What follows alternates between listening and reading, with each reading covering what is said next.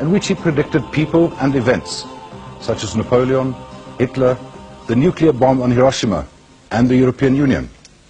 These prophecies made Nostradamus one of the most famous men who ever lived.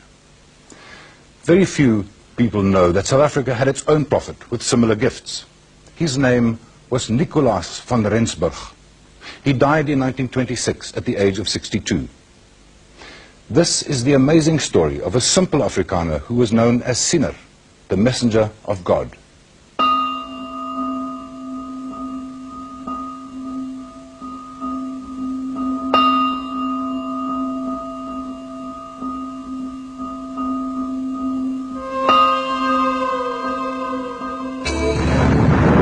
October the 22nd, 1923. In Europe, I see a boiler coming out. I see a fire exploding from its lid. A woman stands and looks to the north. Her robe is white. Then it sags downwards and she is dressed in black. September the 13th, 1914. Darkness falls.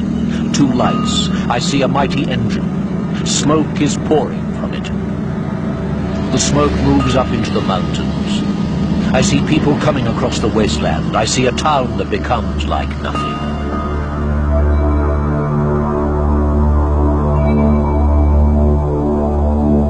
These words were spoken in 1914. 70 years later, on April the 26th, 1986, Chernobyl exploded.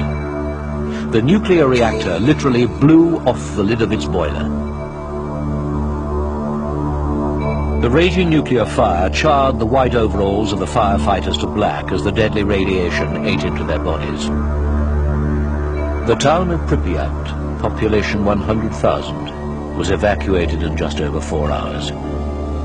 Nobody will ever live here again. The Chernobyl disaster was predicted in 1914 by a man who could scarcely read or write. December the 12th, 1917. From the north I see a great tank rolling. From the tank flows fine sheep manure. It rolls to the south and the earth becomes layered in manure. March the 30th, 1918. In Europe sits a young black boy clothed in a woman's dress. Fine manure slides off his body. Then it rolls off to the west. At first the earth is clean, then it turns and becomes covered in fine manure. I hear a voice saying to me, "Gird thy loins and let your candle burn." My name is Opantong. I'm 29 years old. I was diagnosed HIV positive last year. AIDS has emerged as this century's greatest scourge. It started in Africa and spread through the gay community to the Western world. It is an illness that decimates the whole body. I hope to live like everybody else. It came with the trucks and tankers rolling southwards to the industrial heartland of South Africa. It is spread mainly through unprotected sex. The source and spread of this terrible sickness was predicted 70 years ago by a man who could see deep into the future. His name was Nicolaas van Rensburg. His friends simply called him Siener. This is his story. Who was Siener van Rensburg? How accurate have his prophecies been in the past? What did he say about the world at the turn of the millennium? What did he see for South Africa as we enter the 21st century? Born in 1864 in the district of Wolmerenstad in the West Transvaal, his full name was Nicolaas Peter Johannes Janse van Rensburg. In this program, we will call him by the name he was commonly known as, Die Siener. It means the seer, a man who could prophesy the future. Siener was an apocalyptic prophet of his people. His visions are couched in the searing language of the prophets of the Old Testament. The images in which they came to him often match the frightening symbolism of the visions of John in the book of Revelation. His prophecies are steeped in his unshakable faith in the God of Israel. the god of the Afrikaner nation. Of himself he said, "I am only a messenger from God." Die Here is mijn herder. My sal niets ontbreken. The only book he ever read was the Bible. He read it by spelling each word separately, as he had been taught by his mother. Aan zeer stille wateren. Hij verkwikt mijn ziel. Hij leidt mij in het spoor der Here. This is the copy behind his home where, early in the mornings, he used to climb to the top. Here, alone with his Bible, he had most of his visions.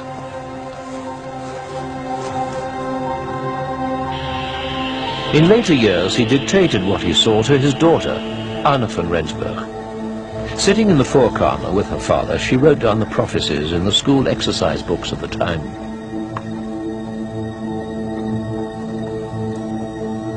Ik sien een zwart gordijn in die verre toekomst. Maar voor ons, wat weet, zal het niet zo donker wees nie.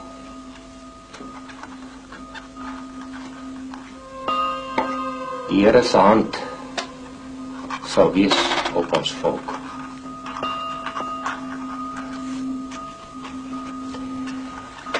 Ek sien die vierkleur wapper weer. Ek sien 'n nuwe republiek. These are the original books of Anna van Rensburg, in which she wrote down her father's visions. Here is the prophecy of the explosion at Chernobyl, as dictated by her father on the evening of October the 22nd, 1923. And on March the 30th, 1918, she wrote down Siener's vision of what scholars now believe to be AIDS. There are more than 700 recorded prophecies of Siener van Rensburg. We can only look at a fraction of them. Visions relating to the past, the present, and the future. In 1899, the darkest days in Afrikaner history rolled across the republics of the Old Transvaal and the Orange Free State. The Anglo-Boer War. Like so many other Boer, Siener left his wife and children on the farm and joined the commando of the legendary General Quist de la Rey of Lichtenberg, the Lion of the West Transvaal. It is said that Siener never carried a gun, and that he never shot anyone. He joined up to be the voice of God for the fighting Boers, always guiding, consoling, protecting. Throughout the war, his timely visions saved many commanders from being captured or killed.